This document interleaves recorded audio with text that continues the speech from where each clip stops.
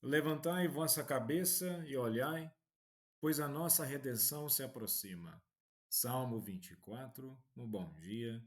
Desejo a você uma excelente segunda-feira e semana, e que possamos permanecer na paz de nosso Senhor Jesus Cristo. Em nome do Pai, do Filho e do Espírito Santo. Amém. Recorramos sempre à poderosa intercessão de Maria Santíssima, nossa Mãe, e de São José, o Justo. E a nossa caminhada deve ser de fato com a cabeça levantada e com um olhar de esperança. Essa é a nossa caminhada no advento, a esperança daquele que vem, daquele que é a nossa salvação. E nos aproximamos do Natal. É o tempo de Jesus, é o tempo do Deus conosco. E acolher Jesus em nossas vidas não é apenas um gesto externo, mas é a própria vida que vivemos voltada para Deus. Na primeira leitura de hoje da profecia de Malaquias, capítulo 3, versículos 1 ao 4 e versículos 23 ao 24.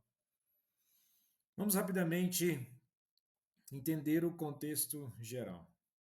O livro de Malaquias é o último dos 12 profetas menores, encerra o Antigo Testamento, e ele aborda questões como a fidelidade a Deus, a pureza do culto e a vinda do dia do Senhor.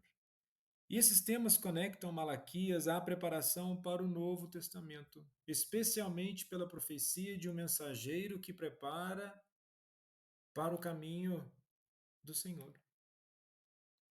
E vejamos, podemos refletir sobre fidelidade nos dias de hoje, assim como a pureza e a vinda do dia do Senhor.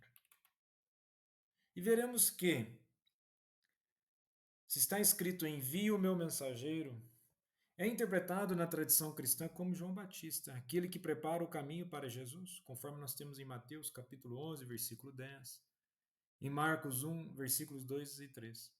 E no contexto judaico, ele pode simbolizar o retorno de um profeta que chama à conversão. Entrará no seu templo o Senhor a quem buscais. Refere-se à vinda de Deus de maneira inesperada. E no Novo Testamento, a entrada no templo é lida simbolicamente como a encarnação de Jesus. O verdadeiro templo de Deus, conforme está em João 2, versículos 19 ao 21. E o interessante é que nesse contexto nós temos João Batista e quando lemos o Evangelho sempre há menções de Elias.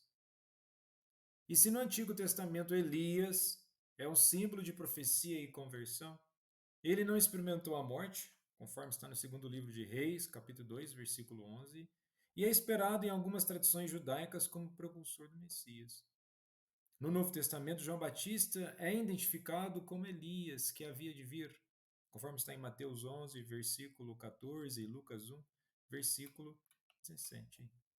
E aponta aqui para um outro versículo: converterá o coração dos pais aos filhos. E essa reconciliação indica um restabelecimento da harmonia comunitária e familiar, essencial para a preparação do dia do Senhor. Então, a nossa caminhada do advento é de conversão, preparação, reconciliação, esperança no grande dia do Senhor. E, novamente, não é apenas um gesto externo, mas uma mudança e um compromisso de vida. E no Evangelho de hoje, em Lucas capítulo 1, dos versículos 57 ao 66, narra com detalhes o nascimento de João Batista, como parte do plano divino para a salvação. João, precursor de Jesus, é um elo entre o Antigo e o Novo Testamento.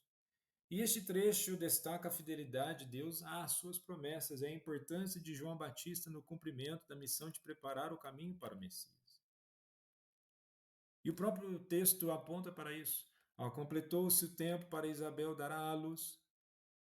O nascimento de João Batista é apresentado como cumprimento da promessa feita pelo anjo Gabriel em Lucas 1, versículo 13.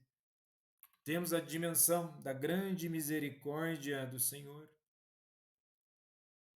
onde é evidenciado no fato dele realizar o impossível, transformando a esterilidade em fertilidade. Isso é um sinal de que Deus atua em meio à fraqueza humana. Muitas vezes nós queremos simplesmente fugir de nossas fraquezas sem lidar com elas, mas aqui nós temos uma dimensão que a misericórdia de Deus opera na história humana, opera em nossas vidas, sabendo de nossas limitações. E muitas vezes aquilo que nós enxergamos como falha ou limitação e falta de progresso, ainda Deus pode enxergar em nós aspectos e possibilidades de mudança. Isso tem a ver com a esperança. Muitas vezes nós queremos uma esperança de algo transformador em nossas vidas, isso faz parte da mentalidade humana, mas muitas vezes a esperança para Deus não é simplesmente algo que ocorre no agora ou um processo simples. Deus olha para a vida de cada um e, nesse sentido, ele vê a possibilidade de crescimento.